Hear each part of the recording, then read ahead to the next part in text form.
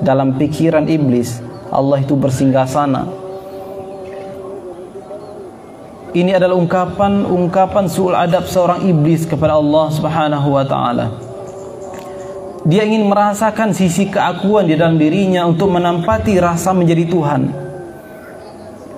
Maka dalam kitab-kitab disebutkan, inilah hakikatnya salah satu mengapa iblis itu terusir dari surga. Sedangkan iblis terusir dari surga akibat dia tidak mau sujud kepada Sayyidina Adam, sujud penghormatan kepada Sayyidina Adam, itu adalah penyebab sekunder.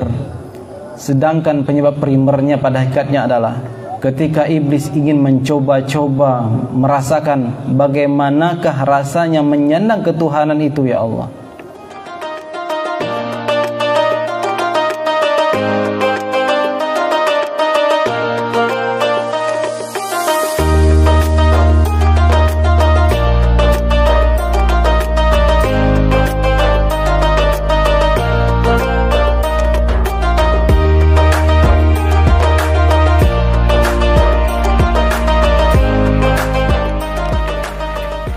حمد الشاكرين حمد الناعمين حمدا يوافي نعمه ويكافئ مزيده. يا ربنا لك الحمد بما ينبغي لجلال وجهك الكريم وعظيم سلطانك.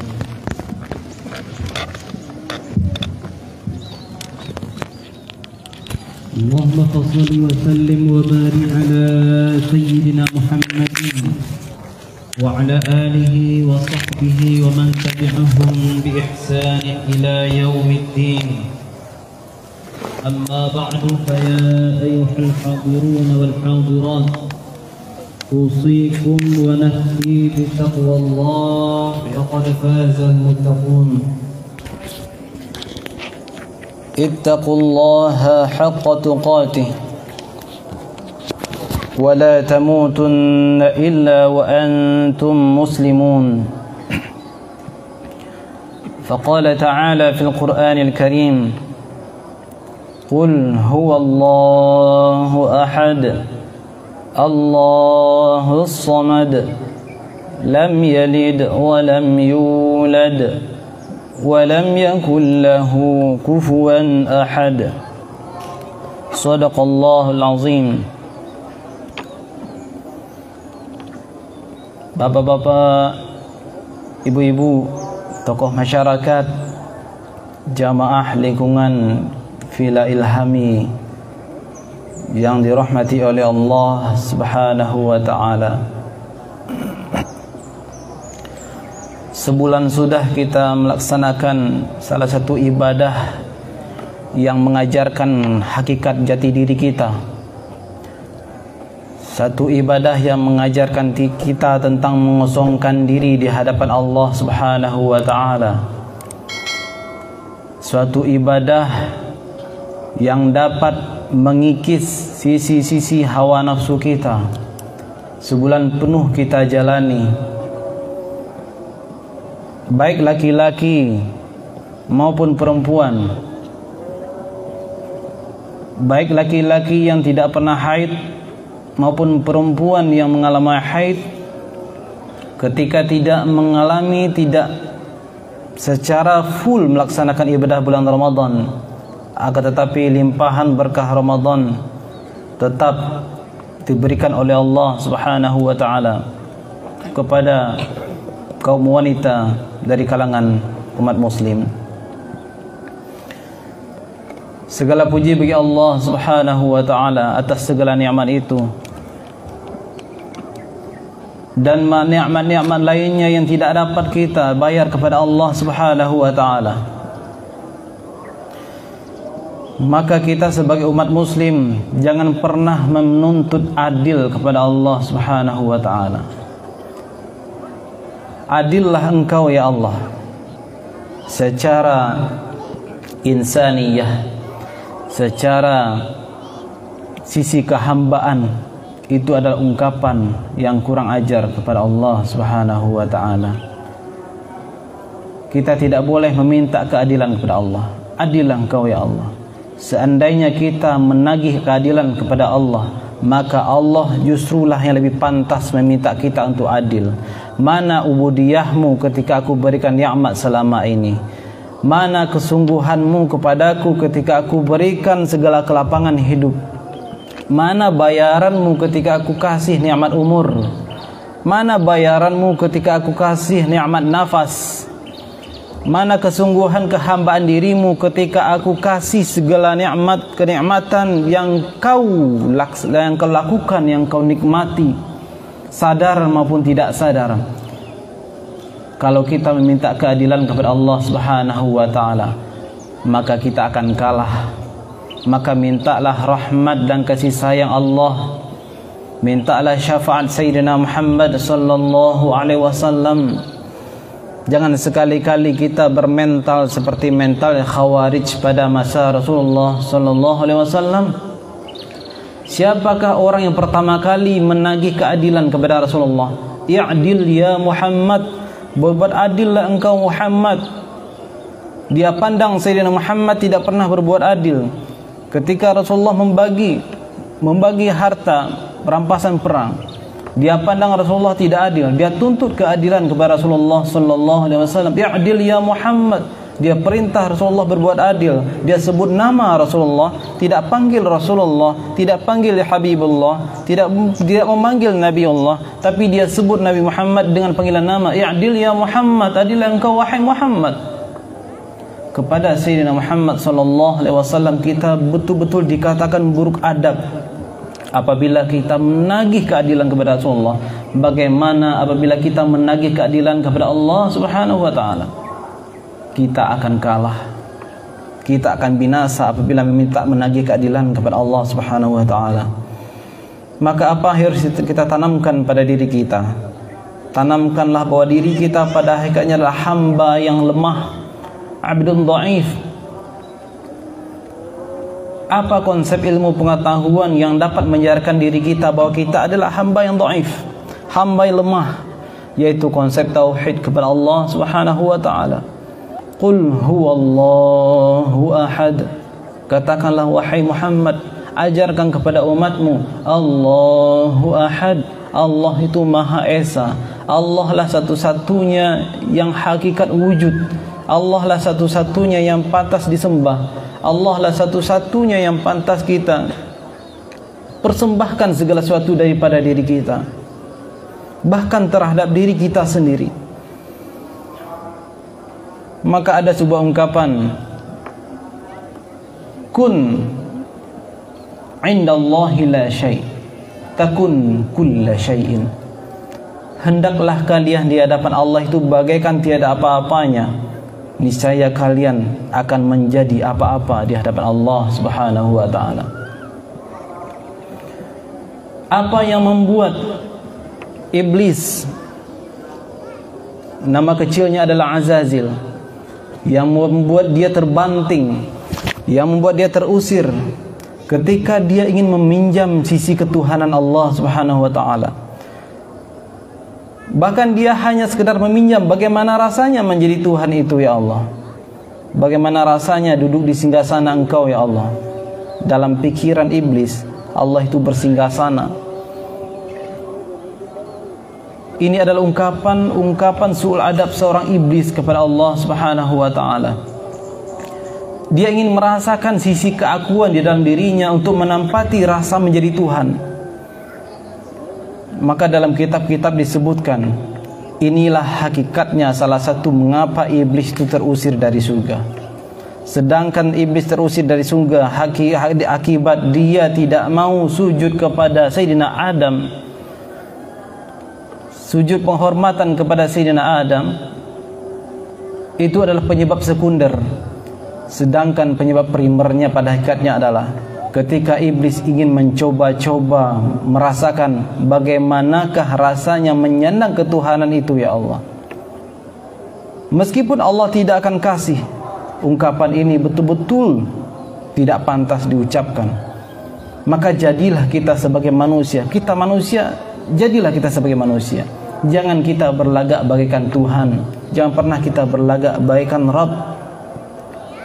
Itulah mana ahad. Qul huwallahu ahad. Bahkan segala sesuatu yang pantang Allah lihat pada diri kita, kita harus nafikan semuanya. Itulah makna tauhid dalam diri kita. Maka Rasulullah sallallahu alaihi wasallam bersabda, "Inna akhwafa ma akhafu ala ummati asyirkul asghar."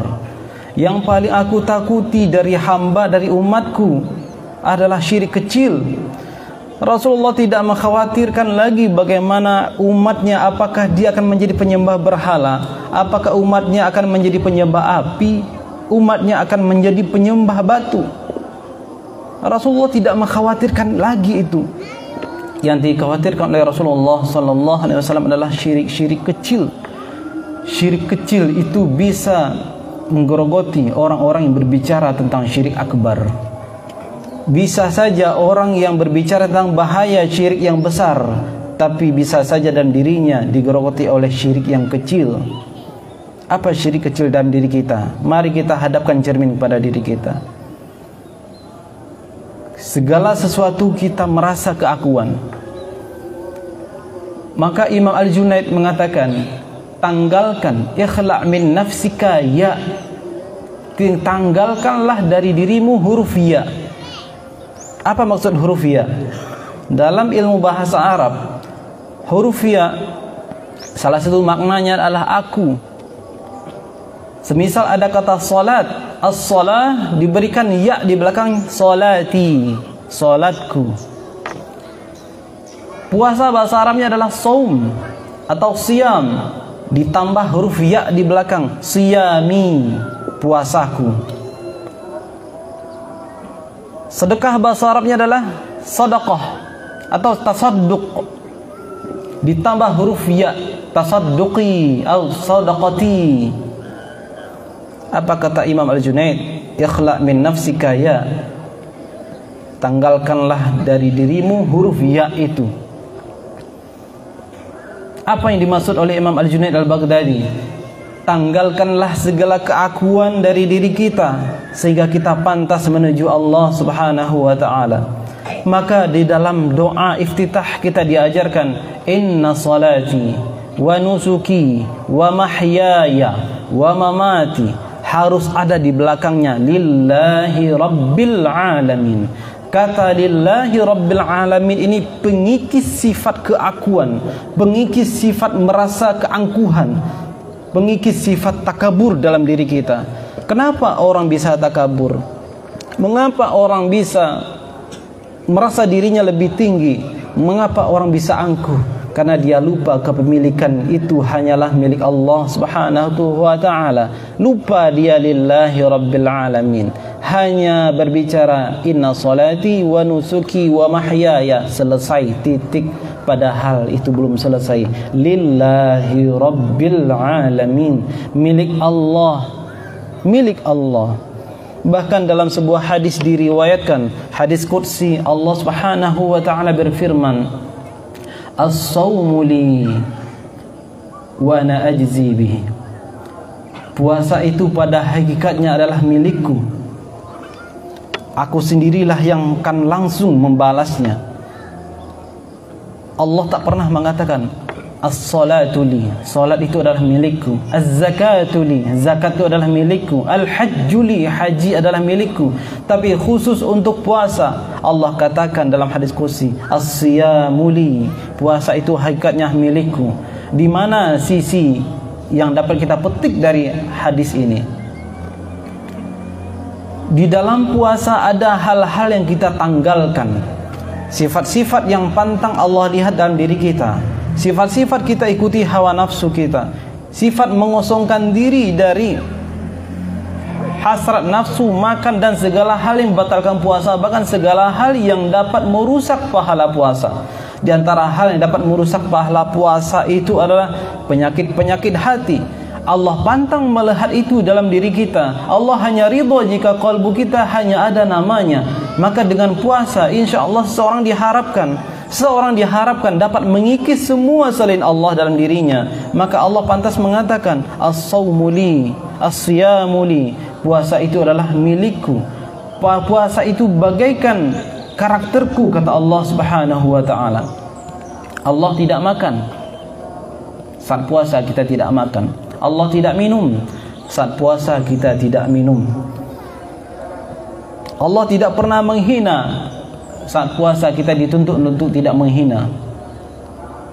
Maka wajar Allah mengatakan as-saumu li, puasa itu milikku. Karena saat berpuasa seseorang seakan-akan menyandang hal-hal baik yang ada yang dimiliki oleh Allah Subhanahu wa taala, disandangkan pada dirinya. Ibu-ibu, bapak-bapak yang dirahmati oleh Allah Subhanahu wa taala, apa efek tauhid di dalam diri kita dan di dalam bermasyarakat?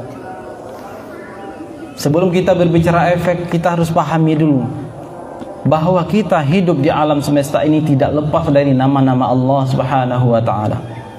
Allah mencoba meraba kita, Allah coba menyentuh kita, Allah coba menegur kita, Allah mencoba menyapa kita. Sejauh mana kepekaan kita menerima sapaan itu? Seseorang yang beraktivitas mencari nafkah, mencari rezeki, dapatlah dia rezeki. Allah sedang memperkenalkan kepada dirinya sebuah namanya Ar-Razzaq. Orang yang diperintahkan atau diberikan amanah menjadi pemimpin, mulai dari strata rendah hingga strata tinggi, Allah sedang memperkenalkan kepada dia tentang kerajaannya Al-Malik. Orang yang diberikan amanah ilmu pengetahuan dari Allah Subhanahu wa taala, Allah pada hakikatnya sedang memperkenalkan namanya Al-Alim kepada kita. Ibu-ibu yang begitu sayang kepada anaknya, yang bisa mengalahkan kantuknya di tengah malam ketika anaknya ingin menyusu. Pada hakikatnya Allah sedang meminjamkan sifat atau meminjamkan nama Ar-Rahim, Ar-Rahman, Ar-Rahmah. Begitulah cara Allah memperkenalkan diri kepada kita, dan ternyata cara-cara yang Allah lakukan itu ada dalam diri kita. Wa fi anfusikum afala tubsirun, tidakkah engkau perhatikan, tidakkah engkau melihat dalam diri kalian sendiri bahwa ada tanda-tanda adanya Allah Subhanahu wa taala. Di dalam diri itu ada chip-chip yang harus kita cari, ada tanda-tanda yang harus kita peka bahwa dalam diri kita itu ada tanda-tanda kekuasaan Allah Subhanahu wa taala. Apakah Allah di masjid? Kalau tidak di masjid, kita tidak ketemu dengan Allah. Apakah Allah di tanah Haramain? Apakah Allah di Makkah, Madinah? Kalau tidak di Haramain, maka kita tidak ketemu dengan Allah Subhanahu wa taala. Allah memperkenalkan dirinya kepada kita dengan cara yang sangat dekat. Inni qarib wa idza sa'alaka ibadi anni fa inni qarib. Jika hambaku bertanya kepada engkau wahai Muhammad tentang diriku, jawablah inni qarib, aku sangat dekat. Dekat dalam hal apa? Dekat dalam semua sisi. Allah memperkenalkan namanya ada dalam diri kita. Allah memperkenalkan sifatnya, tergantung sejauh mana ketajaman spiritual kita menangkap sifat-sifat itu. Maka jiwa yang mening, yang selalu dihiasi oleh zikir kepada Allah Subhanahu wa taala, dia akan diberikan kepekaan oleh Allah menangkap sinyal-sinyal kekuasaan Allah, sehingga dia bisa mentauhidkan Allah di setiap langkahnya. Apa buah dari tauhid pada diri kita? Buah dari tauhid di dalam diri kita, baik secara pribadi, keluarga maupun bersosial, adalah terjaganya langkah-langkah kita, terjaganya tindak tanduk kita. Kenapa? Karena ada mengawasi Allah Subhanahu wa taala.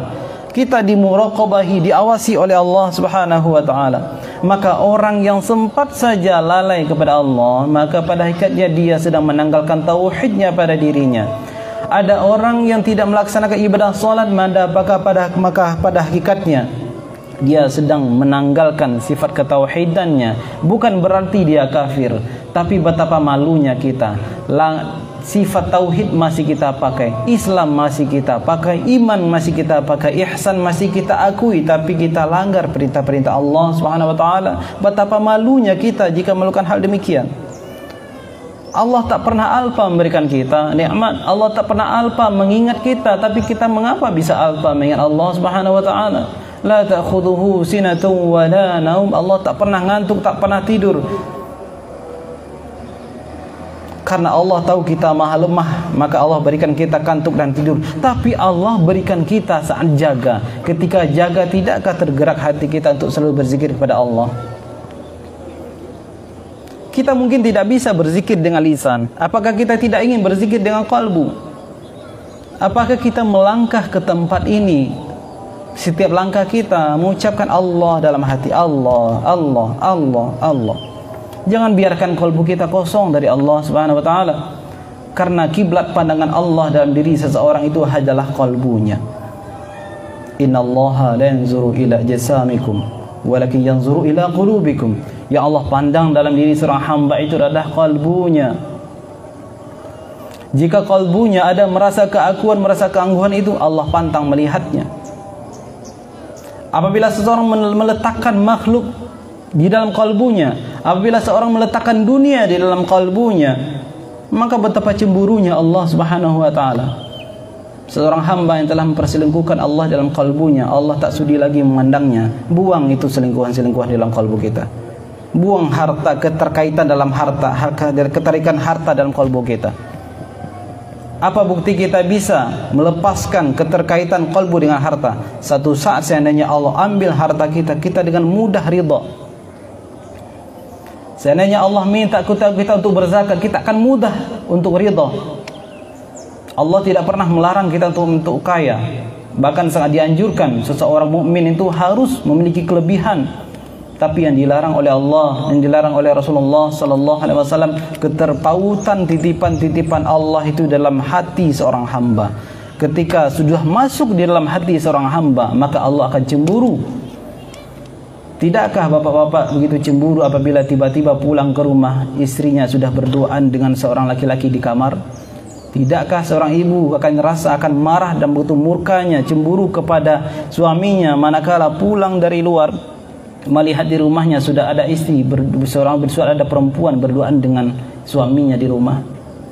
Walillahil mathalul a'la. Allah jauh lebih cemburu dari itu dibandingkan cemburu hamba terhadap hamba yang lainnya. Apalagi membuat Allah cemburu pada diri kita. Ketika kita merasa lebih baik dari orang-orang lain, kita boleh merasa spirit bersemangat dalam menambah ibadah kita, mempercantik ibadah kita. Tapi jangan pernah menjadikan ibadah itu menjadi ajang kita menyombongkan diri di hadapan hamba-hamba Allah lainnya. Tidakkah kita ingat sebuah hadis? Rasulullah berkata kepada sahabat, "Ya ashabi, jika engkau ingin melihat calon penghuni neraka, lihatlah kepada si fulan itu." Rasulullah itu langsung menunjuk kepada seseorang yang perangnya sangat bersemangat, jihadnya sangat bersemangat, perjuangannya pantang menyerah di medan perang. Dilihat-lihatlah oleh sahabat ini. Hari pertama tak kunjung melihat tanda-tandanya. Hari kedua dilihat lagi oleh sahabat ini. Apa gerangan yang menyebabkan Rasulullah mengatakan dia adalah penduduk neraka? Hari ketiga ternyata terlihatlah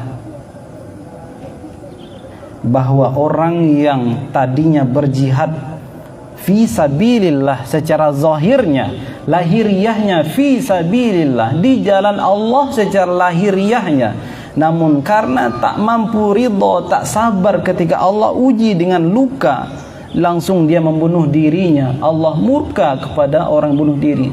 Man qatala nafsahu haramallahu alaihi jannah. Orang yang bunuh dirinya, Allah haramkan surga bagi dia. Apa yang membuat seseorang itu habis pahala jihadnya? Ketika dia kalah dengan nafsunya, kalah dengan rasa sakitnya. Allah berikan pintu sabar tapi dia tidak raih. Allah berikan pintu keridhaan dengan luka itu tapi dia tidak raih. Dia lebih baik menghilangkan rasa perih itu daripada mengambil sabar Allah Subhanahu wa taala, sabar dari Allah Subhanahu wa taala. Padahal seandainya kita mau bersabar, orang itu mau bersabar, Allah hadiahkan dengan ma'iyah, kebersamaan dengan Allah Subhanahu wa taala. Innallaha ma'as sabirin. Maka jangan main-main, jangan anggap remeh kesabaran. Hadiahnya adalah kebersamaan dengan Allah Subhanahu wa taala. Dia akan selalu dibimbing oleh Allah Subhanahu wa taala. Apa yang dapat kita petik dari hadis tadi? bahwa ternyata persoalan qalbu sangat menentukan status seseorang. Dan apakah kita tak ingat lagi sebuah hadis yang sangat panjang diriwayatkan oleh Sayyidina Abu Hurairah, ketika langit pertama amalan seorang dapat tembus, lulus oleh malaikat penjaga langit pertama, naik ke langit kedua masih lulus, naik ke langit ketiga diinterogasi, lulus lagi amalan seorang hamba, naik terus sampai ke langit ketujuh, hingga bertemu dengan Allah Subhanahu wa taala. Di hadapan Allah, Allah tak bisa dibohongi. Ternyata ada cacat penyakit qalbu sedikit saja dari seorang hamba yang sedang beramal itu. Allah lemparkan amalan itu, lemparkan lagi amalan ini kepada orangnya. Coba kita perhatikan masalah qalbu. Perhatikan baik-baik qalbu ini. Banyak orang yang tergelincir kepada neraka hanya disebabkan qalbu. Sebaliknya, ada juga orang yang Allah masukkan ke dalam surga pun disebabkan persoalan qalbu. Sebanyak ini ibadah kita, apakah kita tahu mana ibadah kita yang Allah ridhai? Apakah kita sudah bisa mendeteksi ibadah kita manakah yang Allah cintai? Kalau kita lihat salat kita selama ini, betapa tidak khusyuknya, betapa kita membawa sesuatu selain Allah di dalam salat kita. Apakah salat itu pantas diterima oleh Allah? Apakah kita pantas mempersembahkan salat itu kepada Allah Subhanahu wa taala? Ibadah kita yang kotor, salatnya bersih, ibadahnya bersih, akan tetapi ketika setelah disandarkan kepada kita, ibadahnya menjadi kotor oleh sebab kita merasa lebih baik dengan orang sebelah kita, merasa lebih baik dengan jamaah lain, merasa lebih pintar, merasa lebih. Bukankah ini sifat azazil, sifat iblis ketika berhadapan dengan Adam alaihissalam? Ana khairun minhu, aku lebih baik darinya. Dengan itulah Allah hinakan, merasa lebih baik hanya Allah lah yang berhak. Al-kibriya uridai, kata Allah Subhanahu wa taala dalam hadis kursinya, selendang kesombongan itu hanyalah milikku. Al-kibriya uridai, jangan pernah kita memakai itu semua. Maka sebagai kesimpulannya, apa hakikat tauhid? Kita tanggalkan semua yang pantang bagi Allah ada pada diri kita dengan cara beriadah, melatih, terus berlatih, jangan pernah putus asa. Dan salah satu pintunya adalah perbanyak zikir kepada Allah dan perbanyak bersalawat kepada pintu menuju Allah. Siapa? Sayyidina Muhammad sallallahu alaihi wasallam. Perbanyak zikir kapanpun, dimanapun, meskipun kita sedang ngobrol, meskipun kita sedang menelpon, meskipun kita sedang lihat HP, hati kita jangan pernah kosong dari zikir kepada Allah Subhanahu wa taala. Kita semua sama-sama belajar. Salat kita pun kita masih salat belajar. Enggak ada kita yang sempurna. Yang sempurna itu hanyalah Rasulullah sallallahu alaihi wasallam. Maka pantaslah Rasulullah sallallahu alaihi wasallam berkata, "Innakum la yadkhula ahadakumul jannata bi'amalihi." Tidaklah amalanmu itu yang buat kamu masuk surga, kata Rasulullah. Maka bertanyalah para sahabat, wala anta ya Rasulullah, engkau sendiri bagaimana ya Rasulullah, apakah sama dengan kami ya Rasulullah? Maka Rasulullah menjawab, wala ana, aku pun demikian wahai sahabatku, illa an yataghammadani Allah bi fadlin minhu wa rahmah. Tapi karena Allah memberikan rahmat dan karunia-Nya kepadaku, hadiah kepadaku, maka rahmat dan karunia Allah itulah yang memasukkanku ke dalam surga. Maka di samping ibadah kita salat, kita puasa, yang banyak kurangnya itu dampingilah dengan doa rahmat, doa keridhaan kepada Allah. Ya Allah, terimalah ibadahku yang serba kurang ini ya Allah. Terimalah puasa selama ini yang masih diselang-selingi dengan menggunjing orang ya Allah. Terimalah puasaku selama ini yang diselang-selingi dengan menghina orang lain, menghibah orang lain, merendahkan harkat martabat orang lain, yang mempermainkan jari-jari jemari kita di layar HP, menghina orang, berkomentar yang tidak baik. Semuanya akan diminta pertanggungjawabannya. Maka segeralah bertobat kepada Allah, minta keridhaan Allah, minta rahmat dari Allah Subhanahu wa taala. Ketika kita sudah melekatkan zikir dalam kalbu kita, sudah melekatkan cinta kepada Sayyidina Muhammad dalam diri kita, maka insyaallah itulah ciri-ciri muwahhidin, ciri-ciri orang yang telah menanamkan tauhid dalam jiwa raganya. Fa'tabiru ya ulil absar la'allakum turhamun. Allahumma lakatawi sallallahu alaihi wa sallam wa sallam.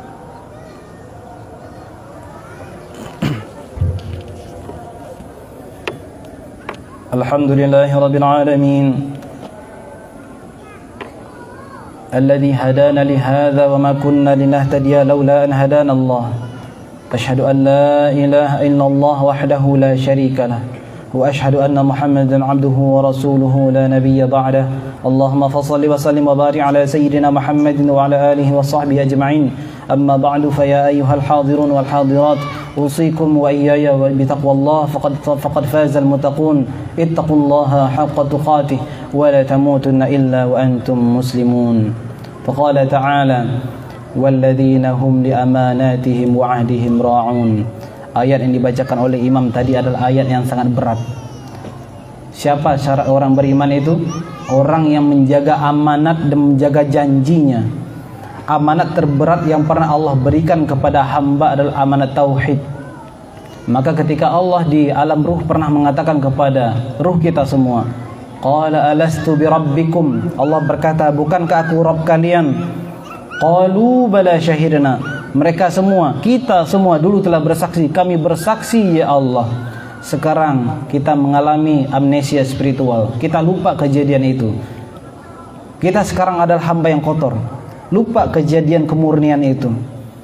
Padahal saat itu kita sedang diberikan amanat yang maha berat dari Allah Subhanahu wa ta'ala.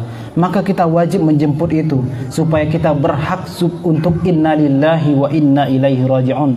Banyak orang yang tidak berhak innalillahi wa inna ilaihi raji'un dengan segala kemurniannya karena tidak berhasil menjemput lagi amanah yang dulu pernah diembannya ketika masih di alam arwah. Innallaha wa malaikatahu yusalluna 'alan nabiy ya ayyuhalladzina amanu sallu 'alaihi wa sallimu taslima. Allahumma salli 'ala sayyidina Muhammad wa 'ala ali sayyidina Muhammad kama sallaita 'ala sayyidina Ibrahim wa 'ala ali sayyidina Ibrahim fil 'alamin innaka Hamidum Majid. Allahumma ighfir lana wa li jami'il muslimina wal muslimat والمؤمنين والمؤمنات الأحياء منهم والأموات إنك سميع قريب مجيب الدعوات يا قاضي الحاجات. اللهم إنا نسألك من خير ما سألك منه نبيك محمد صلى الله عليه وسلم ونعوذ بك من شر ما استعاذك منه نبيك محمد صلى الله عليه وسلم. اللهم تقبل منا صلاتنا وصيامنا وزكاتنا وركوعنا وسجودنا وتخشعنا وتعبدنا وتمم تقصيرنا يا الله يا أرحم الراحمين. ربنا ظلمنا أنفسنا وإن لم تغفر لنا وترحمنا لنكونن من الخاسرين. ربنا آتنا في الدنيا حسنة وفي الآخرة حسنة وقنا عذاب النار. عباد الله إن الله يأمر بالعدل والإحسان وإيتاء ذي القربى وينهى عن الفحشاء والمنكر والبغي يعظكم لعلكم تذكرون ولذكر الله أكبر.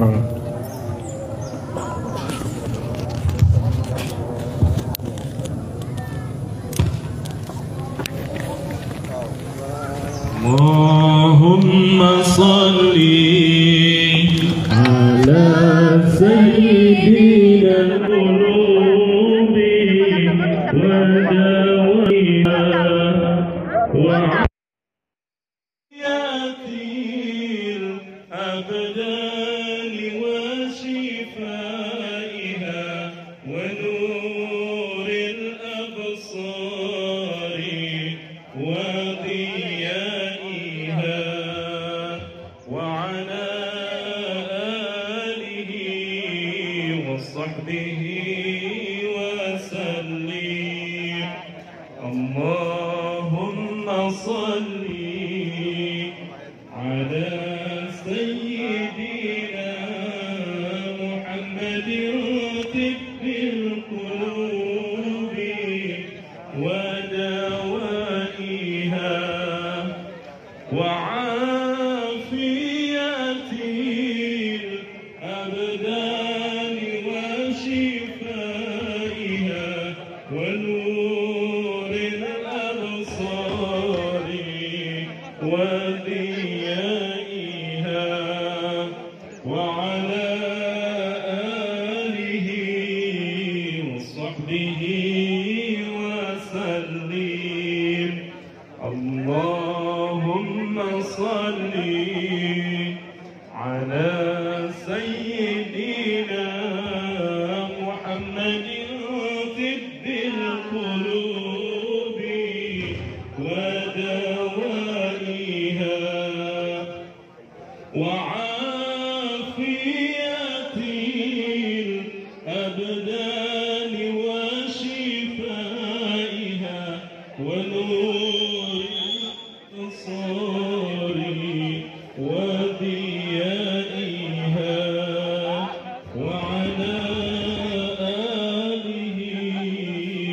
وصحبه وسلم اللهم صل على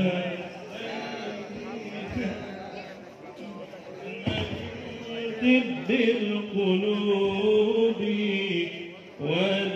ودوائها